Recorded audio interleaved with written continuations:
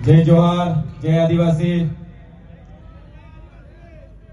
આજના યુનો દ્વારા ઘોષિત 13મી સપ્ટેમ્બર વિશ્વ આદિવાસી અધિકાર દિવસના આજના આ કાર્યક્રમમાં ઉપસ્થિત આદિવાસી સમાજના સન્માનીય આદરણીય નિવૃત્ત આઈએએસ આઈપીએસ તમામ અધિકારી ગણ જેમનો અવારનવાર આપણને સમાજના યુવાનોને માર્ગદર્શન મળી રહી છે એવા તમામ અધિકારીગણ, મંચસ્થ તમામ વડીલોઓ, સાથે સાથે સામે ઉપસ્થિત તમામ ક્રાંતિકારી યુવાનો, માતા બહેનો અને તમામ સાથી મિત્રોનો આજના કાર્યક્રમમાં મારા સેવા જોહાર કરું છું, નમન કરું છું, પ્રણામ કરું છું।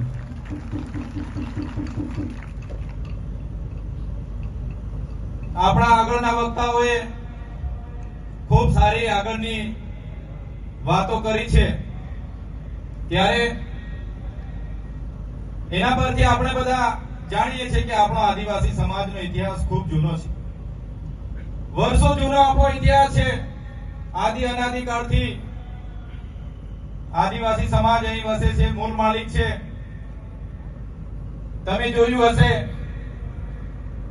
હજારો સાલ પહેલાની સિંધુકીની સંસ્કૃતિ, મોહેંજો-દડોની સંસ્કૃતિ, તે વખતે પણ આદિવાસી સમાજની સભ્યતા આપણને ઇતિહાસમાં જોવા મળે છે। તમે રામાયણ ઉઠાવીને વાંચો, એમાં વાલ્મીકી હશે, હનુમાનજી હશે, નિષેધ હશે કે સબરી હશે, પણ આપણા પૂર્વજો હતા। તમે મહાભારત ઉઠાવીને વાંચો, વીર એકલવ્ય આપણા પૂર્વજ હતા। તમે થોડી સદીની આગળ જશો, એ સદીઓના જે યોદ્ધાઓ હતા, તમે મહારાણા પ્રતાપનો ઇતિહાસ જોશો, એમની સાથે જે લડવાવાળા પૂંજાભીલ, દુધાભીલની આખી સેના હતી। તમે શિવાજી મહારાજનો ઇતિહાસ જોશો, એમાં જે બાવલા ભીલની આખી સેના હતી। તેવી જ રીતે તમે તમામ રજવાડાઓ ભૂતકાળમાં જોયા હશે, આદિવાસીઓના રજવાડા હતા। અમદાવાદની વાત કરું, આશા ભીલનું રજવાડું હતું। ભાવનગર જ્યારે આક્રમણો થયા, ત્યારે આપણા બાવળા ભીલની આખી સેના એમની સામે ઉતરી। ત્યારે આપણો ઇતિહાસ ગૌરવશાળી છે, આપણી સંસ્કૃતિ ગૌરવશાળી છે, આપણી સભ્યતા હજારો વર્ષો પૂર્વની છે, સમાજમાંથી આપીએ છીએ ત્યારે ગર્વ થાય છે આપણને। આપણા પૂર્વજો બહારની જે સભ્યતા, બહારના જે લોકો અતિક્રમણો કર્યા, આક્રમણો કર્યા, એમાં ડચ હોય, હુણ હોય, પોર્ટુગીઝો હોય, અંગ્રેજો હોય, એમની સામે પણ આપણા પૂર્વજો લડ્યા છે। તમે તાત્યા મામાનો ઇતિહાસ જોઈ લેજો, તમે ખાદ્યા નાયક, તિલકા માંઝી, બિરસા મુંડા જેવા આપણા પૂર્વજોએ વર્ષો સુધી લડીને પોતાની શહીદી વહોરી છે। ગુરુ ગોવિંદગીરી 1500 આદિવાસીઓ સાથે સ્વાયત્ત રાજની માંગ કરી અને માનગઢ ધામમાં અંગ્રેજોની સેનાએ ગોળીઓથી એમને ભૂંદી કાઢ્યા। ત્યાં આપણા 1500 આદિવાસી ક્રાંતિવીરો શહીદ થયા, છતાંય આપણા પૂર્વજોને જ્યારે ઇતિહાસમાં સ્થાન નથી મળ્યું, ત્યારે આપણને દુઃખ થાય છે। તમે દેશની આઝાદીમાં આપણા પૂર્વજોનું આટલું યોગદાન હતું, દેશ આઝાદ થયા પછી દેશના વિકાસમાં પણ આપણા સમાજનું ખૂબ મોટું યોગદાન છે। જ્યારે નર્મદા ડેમની વાત હતી, જ્યારે કરજણ ડેમ, કડાણા ડેમની વાત હતી, જ્યારે ઉકાઈ ડેમની વાત હતી, જ્યારે વિસ્તારોમાં રોડ રસ્તા કાઢવાની વાત હતી, જ્યારે આપણા વિસ્તારોમાં જીઆઈડીસી, જીએમડીસી લાવવાની વાત હતી, ખાણ ખનીજ માટે જમીનો આપવાની વાત હતી, દેશના વિકાસ માટેની વાત હતી, કાકરાપાર હોય કે તમામ જગ્યાએ આપણા આદિવાસી પાણી નથી, ગ્રામ સભાઓના પાવરો નથી, જળ અને જંગલો આજે છીનવાઈ રહ્યા છે, જમીનો આજે છીનવાઈ રહી છે। એના માટે આપણે રોડ પર ઉતરવું પડે છે।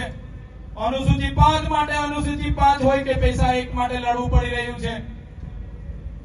આજે શાળાઓના શિક્ષણ, આરોગ્ય, સિંચાઈ, પીવાના પાણી માટે જ્યારે આપણને રોડ પર ઉતરવું પડે છે, ત્યારે હું કહેવા માંગુ છું, ક્યાં સુધી આપણે लड़ेंगे जीतेंगे मुर्दाबाद जिंदाबाद આવેદન નિવેદન ક્યાં સુધી કરતા રહીશું? આઝાદીના 78 વર્ષ સુધી તો આપણા પૂર્વજો આપણા બાપ દાદાઓ યાદ કરીને સરકારોને વિનંતી કરી કે અમને શિક્ષકો આપો, અમને રસ્તા આપો, અમને રોજગારી આપો. છતાંય આજ દિન સુધી આદિવાસી સમાજ પ્રત્યે સરકારોએ ધ્યાન નથી આપ્યું. એટલા માટે જ આગળ પણ મેં કીધું હતું, આજે પણ હું કેમ છું, આ ગાંધીનગરની પાટનગરની ભૂમિમાંથી જે પણ મારા સમાજના વડીલો અહીંયા બેઠા છે તે સમાજના વડીલોને હું વિનંતી કરું છું, અમારા જેવા યુવાનોને માર્ગદર્શન આપજો. તમારા માર્ગદર્શન સાથે લઈને આવનાર દિવસોમાં સાહેબ, જો આ સરકારો આદિવાસી સમાજની વિકાસ નહીં જ કરવા માંગતી હોય તો સરકારોને હવે લડેંગે જીતેંગે જિંદાબાદ મુર્દાબાદ આવેદન નિવેદન આપવા માટે અમે હવે તૈયાર નથી. અમે અલગ ભીલ પ્રદેશ બનાવવા માંગીએ છીએ. અમારો ભીલ પ્રદેશ હતો, દેશ આઝાદ થયો અને એ ભીલ પ્રદેશને રાજસ્થાન, મધ્યપ્રદેશ, મહારાષ્ટ્ર અને ગુજરાતમાં વેચી દેવામાં આવ્યો છે. આજે પણ અમારા ચારો રાજ્યમાં વહેંચાયેલો ભીલ પ્રદેશ આજે પણ અમારી રહેણી કહેણી, અમારી સંસ્કૃતિ, અમારી પરંપરા, અમારી બોલી ભાષા, આજે પણ અમારા સામાજિક પ્રસંગો, આજે પણ દરેક રાજ્ય સાથે અમારા રોટી બેટીના વ્યવહારો છે. એટલા માટે જ જે 13 જિલ્લાઓ મધ્યપ્રદેશ, 12 જિલ્લાઓને રાજસ્થાન, 14 જિલ્લાઓ ગુજરાતમાં છે, 12 જિલ્લાઓ નંદુરબારથી લઈને પાલઘર સુધીના મહારાષ્ટ્રમાં છે. આજે પણ અમારા એકબીજા સાથેના નાતા જાતા રોટી બેટીના વ્યવહારો છે. ત્યારે અગર આ સરકારો આદિવાસીનો વિકાસ નથી કરવા માંગતી તો અમારો ભીલ પ્રદેશ અમે બનાવીશું, એની રાજધાની કેવડિયા બનાવીને અમે રહીશું. કેવડિયા એટલા માટે બનાવીશું સાહેબ, કેવડિયામાં આપણી ખૂબ મોટી જમીનો છીનવાઈ રહી છે. નર્મદા ડેમમાં આપણા ગામડાઓ વિસ્થાપિત થયા છે.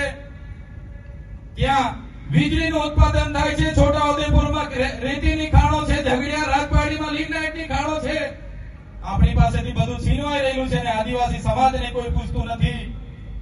એટલા માટે અલીરાજપુર જાંબુવાને પણ નજીક પડશે, મહારાષ્ટ્ર નંદુરબારથી લઈને પાલઘરને પણ નજીક પડશે, ગુજરાતના અંબાજીથી ઉમરગામ સુધીના લોકોને પણ સેન્ટરમાં પડશે અને રાજસ્થાનના લોકોને પણ સેન્ટરમાં પડશે. આ સરકારો જો વિકાસ કરવા નહીં માંગશે તો અમે જે લડાઈ લડવી પડશે તે લડીશું. કેવડિયાને રાજધાની બનાવીશું ને અલગ રાજ્ય ભીલ પ્રદેશ બનાવીને રહીશું. આ અમારા અધિકારો છે, સંવિધાને આપેલા અધિકારો છે. સંવિધાનના આર્ટિકલ તમે વાંચી લેજો. જે રીતે તેલુગુ લોકોનું તેલંગાણા બન્યું, તમિલ લોકોનું તમિલનાડુ બન્યું, મરાઠાઓનું મહારાષ્ટ્ર બન્યું, ગુજરાતીઓનું ગુજરાત બન્યું, નાગા લોકોનું નાગાલેન્ડ બન્યું, પંજાબીઓનું પંજાબ બન્યું, ઝારખંડ બન્યું, છત્તીસગઢ બન્યું. એવી જ રીતે અમે આદિવાસી ભીલોને અલગ ભીલ પ્રદેશ આપો, અમે અમારો વિકાસ કરી લઈશું. જે રીતે અમેરિકામાં આપણા કરતા ઓછી વસ્તી છે છતાં 50 રાજ્યો છે, ત્યારે દેશમાં આજે 28 રાજ્યો અને 8 કેન્દ્ર શાસિત પ્રદેશો છે. 29મું રાજ્ય ભીલોનું બને, આદિવાસીઓનું બને, એમાં કોઈ પણ પાર્ટી, કોઈ પણ સરકારોને એ બાબતે વિરોધ નહીં હોવો જોઈએ. અમારા આદિવાસીઓને અલગ રાજ્ય આપી દેવું જોઈએ. આજે આ મૂળ માલિકો સાથે આટલા બધા અન્યાય થાય છે. આજે દેશમાં 8% આદિવાસી વસે છે. આજે ગુજરાતમાં 15% આદિવાસી વસે છે. પણ